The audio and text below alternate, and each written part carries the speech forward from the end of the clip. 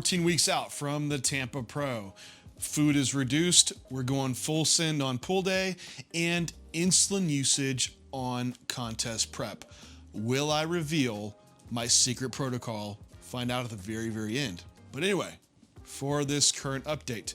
Last time I was saying my weight had been floating up a little bit. It wasn't quite check-in day. We were gonna see where it went to. I ended up coming down a little bit in weight. I was 236.8 pounds, which over the course of the week was a 0.8 pound loss. So like 0.5% body weight, nothing too drastic.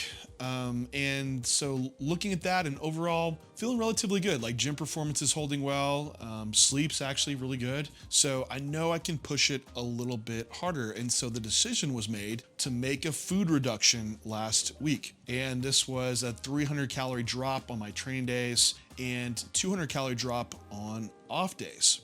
And this was where it was taken from was really where I could make it the least painful possible.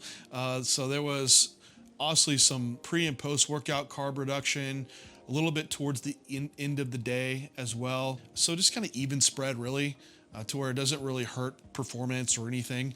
Then on my off days, pretty much where can I handle it the most without feeling it as well? During the middle of the day is the easiest for me. So, and then hunger kicks up a little later in the evening. So that's where a lot of the reduction was made. And it was primarily all carbohydrate. Macros, where they came down to, and let me read these off so I don't mess them up for everybody. I'm still doing 5 meals per day. So train days is 2,840 calories, 300 grams of protein, 300 grams of carbs, and 50 grams of fat. I forgot to mention there was 15 grams of fat removed on those training days. Non-train days, 2,440 calories, 280 grams of protein, 190 grams of carbs, 65 grams of fat. And these macro numbers were rounded just a little bit if the calories don't add up for those mathematicians out there, for simple ease of me telling it to you. So those reductions that have taken place, and I am now 6 days in to these changes. So tomorrow is actually my official check-in day for Coach. Coach is me. Which I kind of already know what potentially will be happening. And over the past 6 days, had some good body weight drop. I am down to 234.4. So across 6 days, lost 2.4 pounds, which is right at 1% body weight loss. So I feel much better about that. And as far as the visuals go, I finally feel like, you just wear a shirt and you just feel like kind of like engulfed by it and small. Yeah, I feel like that. But diet face is in more, if you can see it.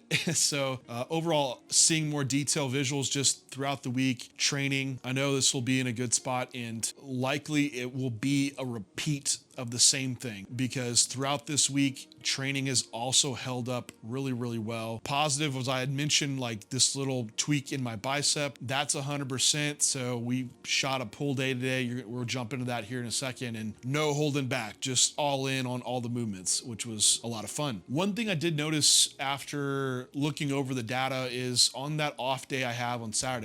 Again, this is off day from no cardio, no training, step counts just kind of organically happen. With my off day diet, it's only about 400 calories less than my train day. The output is that different for when I'm not training. That is when I usually see weight jump, and it takes me a few days to bring it back down. So that past Saturday, I intentionally kept output up pretty high. It just so happened like we had to go clear out a pods container. It's like this mobile storage help you move thing if you're not in the US. And so we got that cleared out and done. I also went and sold my father's truck to CarMax, which was super efficient. If you go to CarMax, it took me like an hour and I was out there with the check, which was cool. But there was just a lot of running around, walking, unloading, taking stuff into the house. So it kept my steps. I ended up being like 14,000 steps and my weight maintained, which in turn, and with the food reduction, got back down to some pretty lows in body weight. And I am pretty happy so far with the food amount that I do have for seeing the weight drops I am. Just big thing here is being able to maintain the cardio output, monitoring heart rate, because that's been pretty adaptive and in a good and bad way. So great for cardiovascular fitness. Also, legs are adapting to where it's not that taxing as far as like doing the spin bike. I have to do a few intervals to get my heart up. So usually I do like a 30-second sprint. Maybe I do that like 3 times, and then I can just keep that steady state the rest of the time for the 25 minutes. and I'm good to hold heart rate around 122, 124 beats per minute. So that's been positive. Also, just keeping the step count up too. I'm averaging around 10,400 steps per day. So keep up that output. I don't have to drop food as much, which again, that just helps training performance stay up. What everyone wants to know about, the PEDs, the super supplements, those still haven't changed. I'm still holding around this 1400 mg total load and still gonna stay there. It's so tempting to just keep pushing it in, right?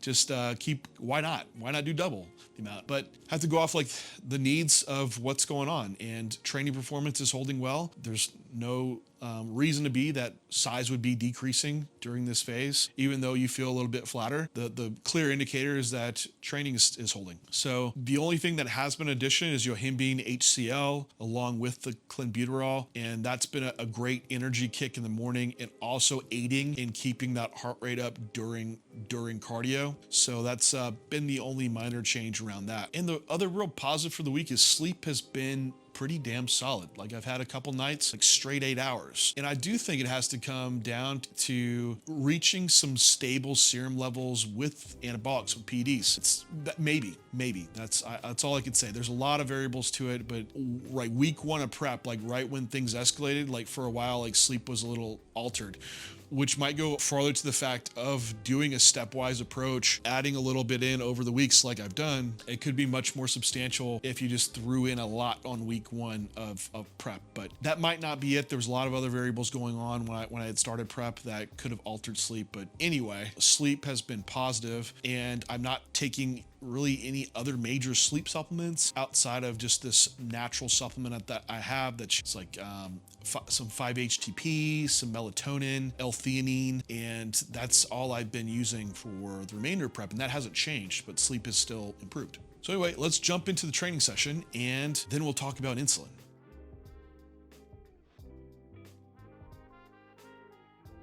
We've shot this back day before. This is pull day B. It's right before my leg day, and not much has changed on it. So if you missed it, it's probably a few weeks back now on the videos. But this is a day where, considering I'm doing legs the next day, there's no lower back loading or just axial loading in general. So I do start with a Nautilus single arm pull down, run 3 sets on this one, and biceps better, but there's always something, especially when you're like getting older bodybuilding. I have a little bit of like medial epicondylitis or golfer's elbow, probably from all the pulling, and when you're doing your pulling movements and you're doing a lot of wrist flexion at the same time, trying to like arm wrestle your lat pull down, you could have some reoccurrent inflammation in tendons. So I have to be very intentional. And if this has been your problem, when you grab the grip to do your rows and pulls, just give it some tension into wrist extension. That will alleviate the wrist flexors, and do your pulls like that the whole time. Just a little hack if you're trying to mend this as you continue to train. Another thing that I like to do on the pull down that I have found helpful is setting it up from the end position. So we start with the end in mind. And so you'll see me grab it with my other hand and pull down and lock in that bottom position so I can find it before I even start the movement. Then I initiate the eccentric and just stay locked in that position. So a couple helpful tips that have worked well. 3 sets there. Then moving on to my upper back movement, which is my favorite, the prime extreme row, and loading about 60-70% more weight onto that top peg. So it's definitely heavy in that stretch position. And this is the whole purpose of this machine, the point to it where you can finally get a row that loads heavy lengthen. And did 3 sets here as well. Really own the eccentric. That's a key to this one. And for this one, I do like to set up in the lengthened position with my hips and feet and everything in place. And then right before I start to initiate, I pick the hips up, then pull them back down to pick the weight up. So I am staying in this in position or not in position, but staying right where I want as far as hips go and chest height on the bench. A lot of people will pick it up and then have to kind of scoot around and find their position on the bench. You don't want to have to do that. It makes it very hard when you're having a lot of load out of the bottom. So set up on the bench, just pick your hips up and then drop them back down. That can help you get in place a little bit more. From there, move back into my lat rowing movement. Been sticking with the hammer strength isolateral row. It's still been a really favorite of mine. So just setting a bench up pretty high on the seat and being able to just drive that elbow directly down, because that's machine curves. If you're backed away far enough from the chest pad, and I maybe mentioned it last time, but just having some rotation into that handle, and that rotation will really line up the line of force to drop really close to that torso.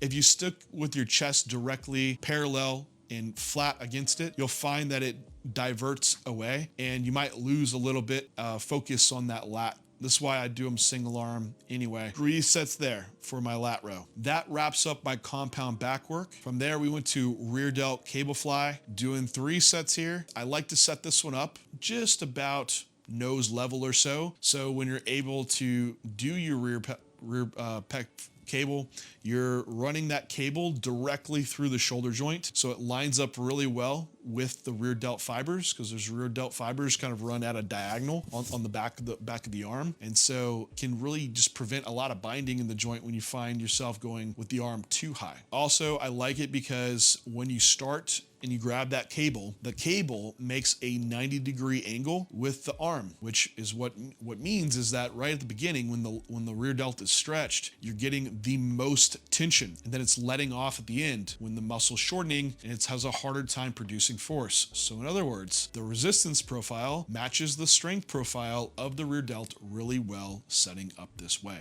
From there, I went on to my trap isolation work, and I might get some shit on how I do my shrugs, but it's been really wrecking my traps, so I will continue to do so. And I have some slight hip hinge doing them, and also some slight thoracic flexion, and that allows my scapulas to kind of protract and wrap over, and then I go into my shrug from there. So I feel like doing them this way, I'm able to, for one, get a lot of range of motion out of the upper mid trap fibers and fully lengthen them. I also just get a great pump and great connection with them, so I will continue to do so. 2 sets here, 10 to 15 reps, then went on a bicep work, which for biceps did the dumbbell preacher curl, 3 sets here. Weight was descending as I was fatiguing, so hit around 12, 13 reps in the first set, then ended up just decreasing weight to stay within close to that rep goal.